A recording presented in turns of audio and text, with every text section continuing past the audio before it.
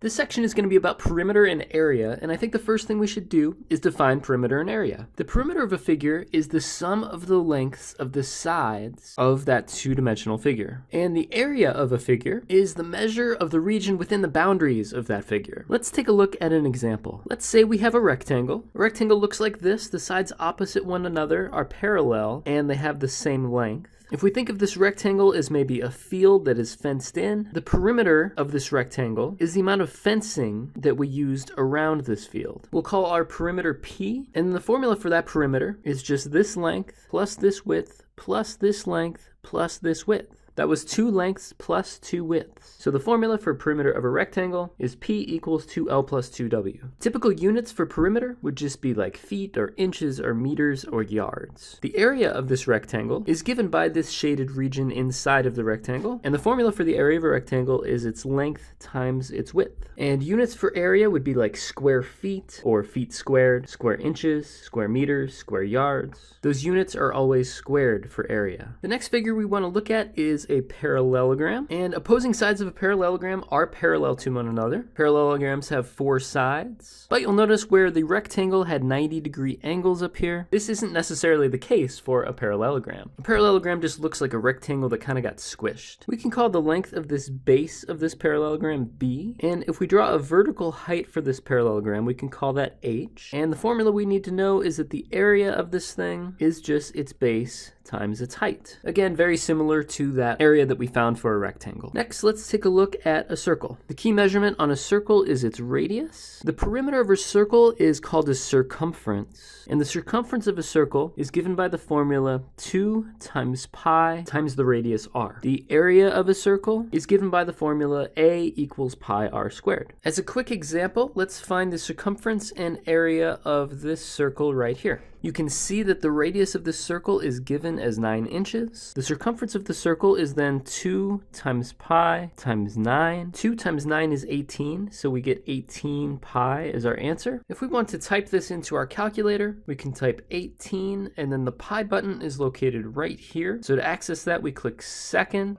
and this button with the pi above it. If we hit enter on that, we get 56.548 and so on. If we want to round this to the nearest hundredth, say, that's 2 decimal places. So we would take 56.55. Okay, now let's find the area. The area is given by the formula pi r squared. R again is 9, so we get that our area is pi times 9 squared. Well, 9 squared is 81, so our answer is 81 pi. If we want to approximate that with the decimal, we can type 81 pi into the calculator. If we hit enter on that, rounding to the nearest hundredth or 2 decimal places is going to be 254.47. All right, now let's talk about units on these answers. Since our radius is given in inches, the circumference of a circle is also given in inches.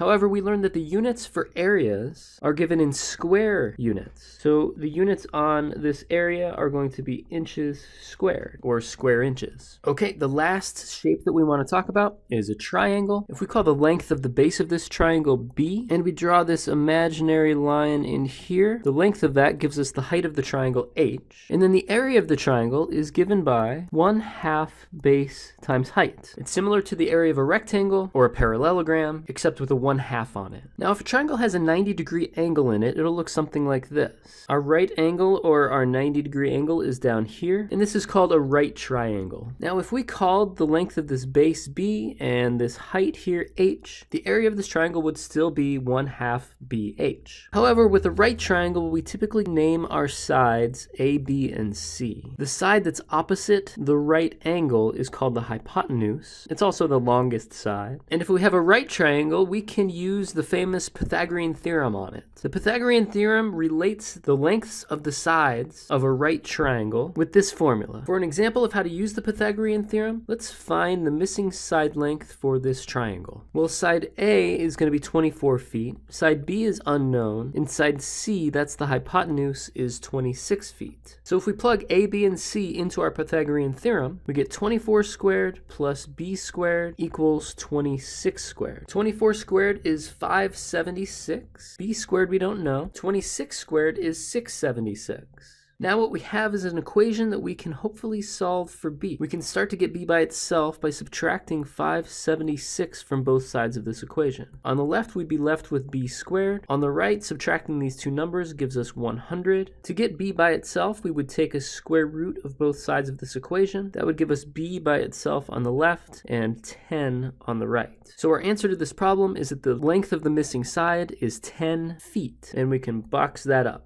Another example that I want to do is I want to convert 99 feet squared into yards squared. To start this problem, I want to look at 1 square yard. That's a 1 yard by 1 yard rectangle. Its area is 1 times 1, or 1 square yard. Well, we know that 1 yard is 3 feet. So this length of 1 yard on this side here can be split up into 3 increments of 1 foot each. We could split up this 1 yard length across the top as well into 3 1-foot increments. And if we look at what we have left, you'll notice that we've split this 1 square yard into 9 squares, and each one of these squares is 1 foot by 1 foot. The reason that I did this was to hopefully demonstrate to you that 1 square yard equals 9 square feet. Hopefully that picture makes sense to you. We're going to use this conversion to convert the 99 square feet into square yards. And there are a lot of ways to explain how to do this conversion, but imagine expanding this figure up here from these 9 square feet into 99 square feet. How would we actually do that? Well, what we would have to do is actually redraw this pink figure 11 times to make that happen. If we copied this figure 11 times, you'll notice that we would end up with 99 of these magenta squares here. That would represent 99 square feet. So mathematically what I just did there is I took this 99 square feet and I divided it by our conversion, and that gave us 11 square yards. I'll say it one more time. If we drew 11 of these pink square yards, you'll notice that that would create 99 of these magenta square feet. Let's do one more example. This house needs new flooring. Ceramic tile is $9.99 per square foot. Determine the cost of ceramic tile for the kitchen and both bathrooms. Well, up in this floor plan up here is the kitchen. The kitchen is 14 feet by 15 feet, and it looks like it is a rectangle. The area of that rectangle is going to be 14 times 15, which is 210 feet squared. The first bathroom that I see is 7 feet by 8 feet. It is also a rectangle, so if we multiply its length times its width, that's 7 times 8, that gives us 56 square feet. The last bathroom I'm noticing is 7 feet by 15 feet. Therefore, the area of that bathroom is 7 times 15,